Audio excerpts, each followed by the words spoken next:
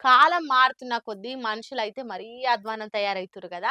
మనం పెరుగుతున్న కొద్దీ అయ్యవంటే ప్రేమ, మర్యాద, భయం ఇవన్నీ ఎక్కువ గావాలి తప్పితే ఆళ్ళంటే ఇలువ లేకుండా పోవద్దు. మనకాళ్ళ తోడు అవసరం ఉన్నప్పుడు మన చెయ్యి పట్టి నడిపించినోళ్ళకు మన అక్కరున్నప్పుడు తన్ని అవతల పడేస్తే దాన్ని రీతంటారా? ఇగో అసొంటి ఓ తల్లి గోసని గీ ముచ్చట గూడా. సూడురి ఆమె కొడుకులు జేసిన ఘనకార్యం ఎట్లుందో.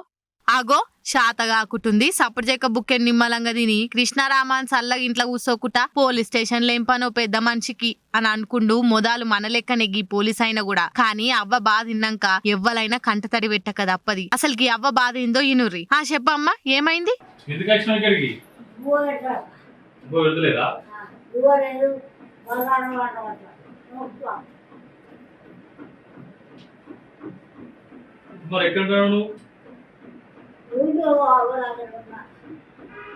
కొడుకులు ఎవరు అన్నం పెడితే ఉంచుకుంటారా? వీళ్ళు నలుగురు ఎక్కడ ఉంటారు?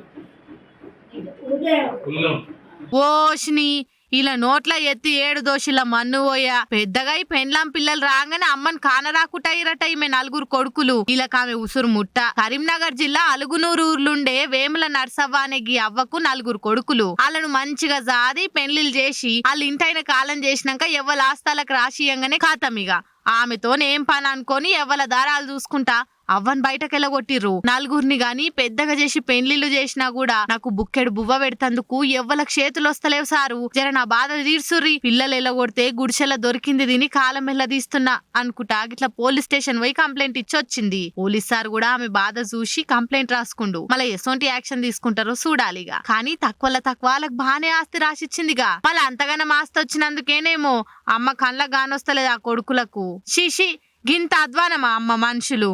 కూలినాలు చేసి సాది పెద్దగా చేస్తే ఇవాళ ఎవల సంసారాలకయ్యి అమ్మను గానకుటైతారు. వాళ్ళు ఇచ్చే ఆస్తి కావాలి గాని వాళ్ళకింత బుక్కెట్ బువ్వ పెడతందుకు చేతులు వస్తలేవా? దేవుడు ఏం దూరం పోడ్తి. మీకు కూడా ఉండ్రుగా పిల్లలు. రేపటి దినం మీ పరిస్థితి ఏందో జర యాద్ చేసుకోరి అనుకుంటా తిట్టి పోస్తురట గీ ముచ్చటెరకైనోళ్ళంతా. నూకలు బుక్కే భాగ్యం ఉండాలే గాని కరెంట్ షాక్ కొట్టిన కాకి కూడా చూస్తుండగానే రెక్కలు కొట్టుకుంటే ఎగిరిపోతుంటది. ఆగో అట్లనే భూమి మీద నూకలు ఉండాలే గాని మీదంగా రైలు పోయినా బచాయిస్తుంటారు కొందరు. ఎహే ఊక పిల్ల ఏంది మీదికెంచి రైలు పోతే బతుకుడేంది దాని సప్పుడికి సగం పానం పోతది అనుకుంటా నా మీద గరం కాకుర్రి. ఇగో ఇది చూడుర్రి నేను చెప్పింది బరాబర్ వాజీబే అని మీకే సమజైతది. భూమి మీద నూకలు కాదు బాస్మతి బియ్యం బాకుంటే ఆ ఎమును కూడా షేకండిచ్చి రావచ్చు. ఇగో గిట్లనే యూపీ ప్రయోగరాజ్ లా ఓ అన్నకు ఏడ జాగ దొరకనట్టు సీదా రైలు కట్ట మీదనే సల్ల కునుకు తీస్తుండు. కాక ఎంతగానం డీప్ స్లీప్లుండంటే ఓ దిక్కు రైలు గట్టిగా కూత పెట్టుకుంటా దూసుకొస్తున్నా కూడా చీమ గడిచినట్టు కూడా అనిపిస్తలేదు కావచ్చు. సల్ల గుర్రు కొట్టుకుంటా నిద్రపోయిండు.